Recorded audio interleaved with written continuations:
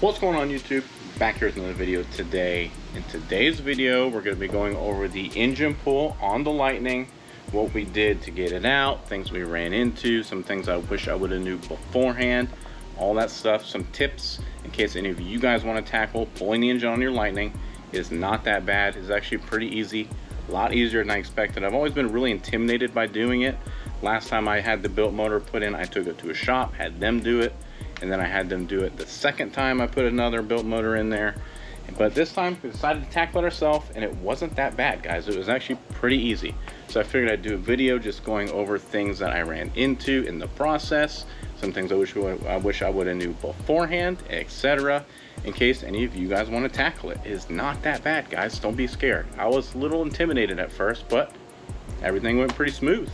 But before we get into that, I did want to give a huge shout out to Baby Jake 426. On my last video, he did a thing called thanks. I wasn't even aware of this until he did it, but I guess on my videos there's an option called thanks, and you can make a donation. Well, he made a huge donation, $100 donation. Dude, shout out to you if you're watching. If you have any socials that you wanted me to shout out in my next video, put it in the comments and I'll shout you out. I definitely appreciate it. That is super freaking rad. I thought it was a typo at first. I was like, man, are you sure? Is that supposed to be $9.99? No, $99.99. Super cool. Thanks. Yeah, I really appreciate it. I was seriously speechless. I still am like, holy crap, never thought that happened to me. Super cool. So wanted to go ahead and give him a little bit of a spotlight. Shout out to you. If you guys want to help the channel out and help support the build, I am offering memberships for the channel as well. So go to my channel, hit the membership tab, sign up if you feel inclined to help. You'll get videos a week early, special membership only live chats where you can ask me questions, just hang out, go over my build, etc. If you're interested, go check that out. Just help support the channel. I think it's like $4.99 for a membership, $5 a month basically, and you'll help support the build. But if not, just make sure to drop a like on the video, guys. That's all I really ask. But anyways, let's get into the engine pull. But yeah, as you can see, the motor is out and on a stand. It's just a cheap Harbor Freight stand, but it's doing just fine. I still have to remove the pulleys and the engine harness off. That is one thing I was told. Remove the engine with the harness attached, because getting to some of these sensors while it's still in the engine bay is a little difficult. And I gotta say, super good idea, because it was a lot easier to pull with the harness. You definitely want to pull the motor with the harness. I left the harness all intact. All the sensors are intact. You only have to unclip. There's a sensor on this side that runs back to the trans, and there's a sensor on this side that runs back to the trans area somewhere. You unclip those two sensors. In this area here, you'll have all this bracket crap where the harness plugs in. There's a bolt right here. Undo that bolt and the harness unclips, and that's pretty much it. And then you can pull the motor entirely out with the harness attached. I still got to go through this and take all the sensors out, remove the harness, so I can take the motor down south to Garrett R. Nunn. But yeah, definitely pull it with the harness. Made it a lot easier than trying to, you know, crawl and get underneath and get behind the block to get all the sensors out. Now I can do it while it's out and on the stand. Way easier. As far as disconnecting the motor, it's not that bad. Basically, from underneath, you pull the inspection cover. There's a little inspection cover that you can see into the trans area, and then you can undo your bolts that hold the converter to the, I forget the exact term of this thing. I always call it the flywheel. It's not a flywheel because it's automatic trans, but whatever. There's 6 nuts that hold that to the converter. Take those off. And then there's 7 bolts that hold the trans to the block. Should be 2 on top. I got those off when I pulled the blower, the intake manifold, all the crap off the top of the engine. It's very easy to get to those from the top after doing so. They're like right there. It's a lot easier than trying to get them from underneath. So definitely do that. The trans, by the way, is still mounted to the cross member underneath. Just left it right in place, left it mounted up to the cross member. I did remove the drive shaft in case I had to slide it back. Honestly, wasn't necessary. You can keep everything bolted up and leave the trans in place. Support the front of the trans with something. I used a bottle jack and a piece of wood, and then I also have a strap going from one side of the frame to the other. You can see it there. and that's holding up the front of the trans. So yeah, the trans can stay right there in place. It's awesome. Makes it super simple. Accelerator pedal, back those bolts out. They normally stick out of the firewall right there. You can see 1, 2, 3. Make sure to back them out because they're sticking out of the firewall, and as you're pulling up on the motor, the valve cover will hit those, and you can punch a hole in your plastic valve cover. So back out the accelerator bolts. It's really easy. In the cab where your gas pedal is, there's 3 bolts. Back them out until they're at least flush or into the firewall, just away from the valve covers basically. AC and power steering I left intact. All I did is there are 4 bolts that hold your AC compressor to the block, and I believe maybe 2 to 4 bolts, I forget the exact amount, it's been a week. I think there's 2 bolts for the power steering pump that hold it to the block. Just take those bolts off, put them to the side, that way those systems stay intact and you don't have to worry about recharging the AC system or bleeding the power steering fluid. Both those systems are sealed. Don't have to break into them, just simply unbolt them from the block and put them to the side. Motor mounts, you won't have to remove them from the block. We tried to leave them on, and the motor had to come too far out of the motor mounts to clear the cowl and the wiper cowl in this area here.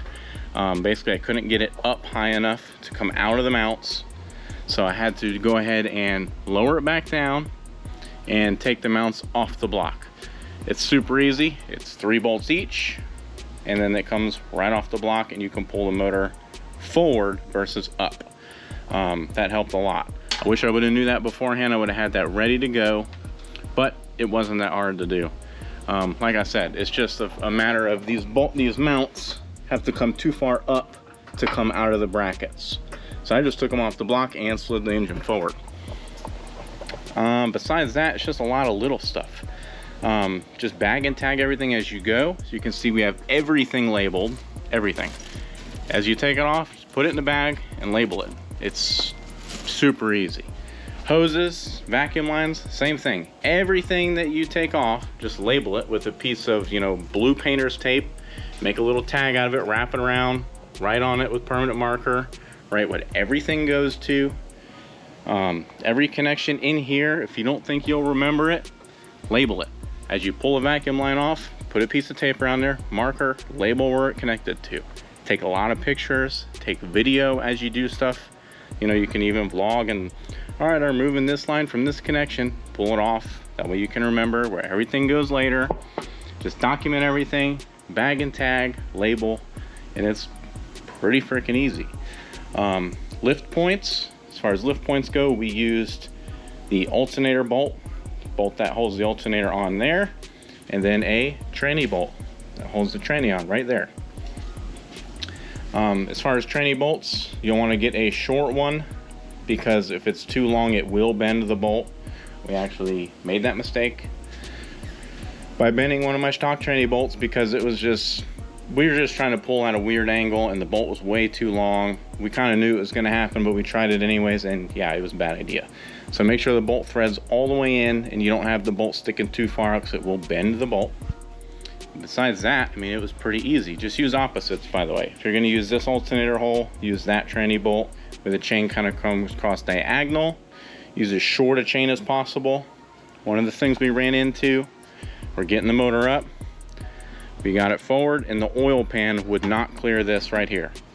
So what we did in the heat of the moment, we took the tires off, lowered the front end as low as we could, and slid the motor over the top of that the support here. Wasn't that bad. Thank God we were able to get the truck low enough for it to clear. But yeah, we had the last second pull the tires off, put a jack under the front, lower it all the way down to where pretty much the lower control arms were touching the ground, and then it barely cleared over the top. But we also had way too long of a chain setup. We had the hook going all the way up to, we could have definitely did a better system. Wasn't aware that we were going to need to next time. Definitely use as short a chain as possible. Use as short a chain going up to your hoist as possible. Try to shorten everything up and get as close as possible as you can to the engine, because you might have clearance issues. Another thing, definitely put a board in front of your AC condenser where you don't mess up, you know, the fins and everything. I kind of already did, because I was in the engine bay trying to hook stuff up and my feet were rubbing all over, so my fins got a little jacked up.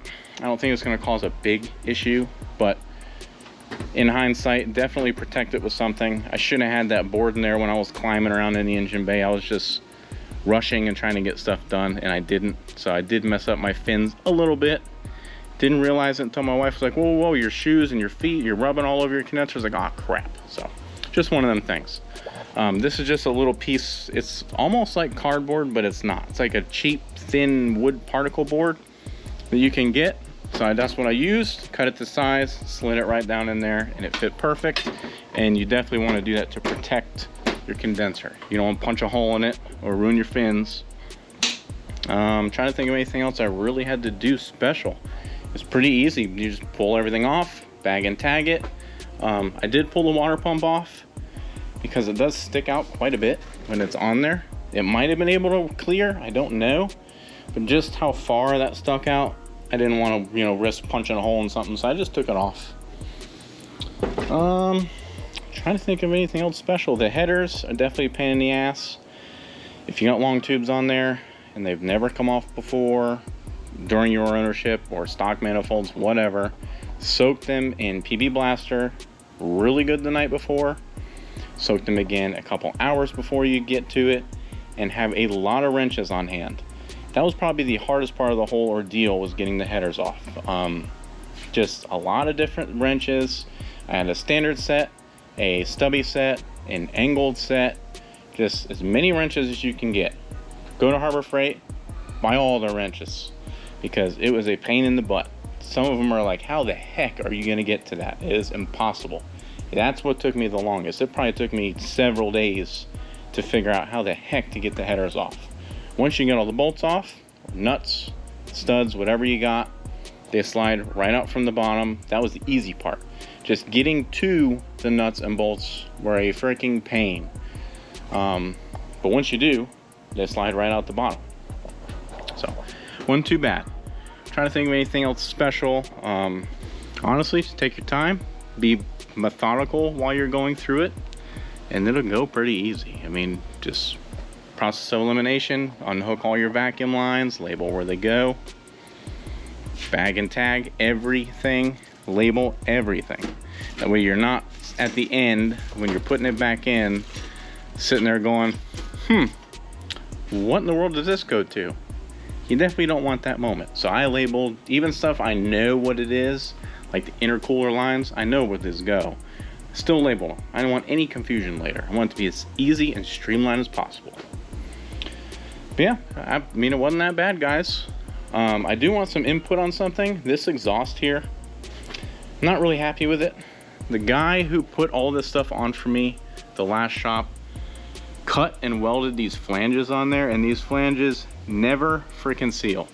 I can't get them to seal for my life. And as you can see, he welded all these clamps on here. I'm not really too happy about it. It still leaks like a sieve. There's areas everywhere where you see carbon, like you can see right here, all this carbon coming out, that's a leak. And he welded all these clamps on there. So this is like one big piece now. The headers have these flanges. They never seal. I hate them. I'm thinking I'm gonna take this to my local exhaust shop. They're pretty good, and have them cut these flanges off and put V-bands. I'd like to know what your experience are with V-bands, if you have any. Do they seal pretty good? Do you think that's a good idea? Also, do you think they can do that with this off the truck? Because I'd like to have it done, V-banded, so I can get these headers coated in something before I go installing them on the truck. I don't want to install them, take it there, have them do the flanges, take everything back off, have it coated, put it all back on. With how difficult these headers were to begin with to put on, I really don't want to do all that. So I'd like to do it while everything's off.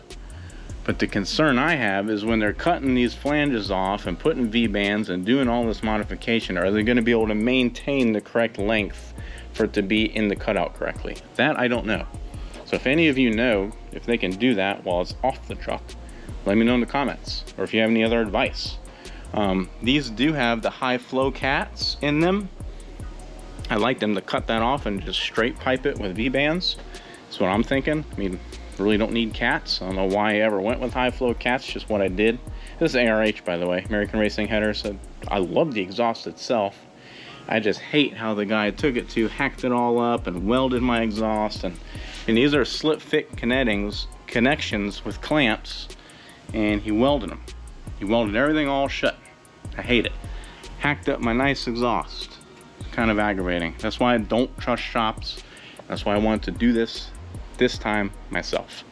Didn't want to put this in anyone else's hands anymore. I'm overdoing that. Everything's going to be done by me or someone I really can trust, like Garrett or none, because that's who I'm going to go take this motor to in South Florida. You'll see that video hopefully next weekend when I go down there, and then I'll take a week to edit it. But yeah, coming soon for sure. I can't wait to get this all back on the truck. It is, parts are everywhere. My garage hates me. That's all I can think of, like, specifically that I went through and did, besides just removing everything, drain all your fluids, the obvious stuff. A lot of it is just common sense and just being organized, nice and tidy, methodical, have a process, follow your process, and it should be pretty easy. If you have any specific questions, you can ask me in my next live stream. If you want to become a member, I'm gonna be doing weekly live streams, and you can ask me in the live stream. Like I said, membership options on the channel. Go to my channel, click membership, check it out. If not, leave a comment and I will try to get to it. I'm trying to get to all the comments that I can, but it is getting increasingly difficult as the channel grows, and with work and all the stuff I have going on, I can't see every comment. And also, YouTube just freaking sucks at telling me that y'all commented sometimes. Sometimes I never get notified. I never see it. I have to constantly look at every video and go through them and, oh look, there's a new comment that YouTube didn't tell me about.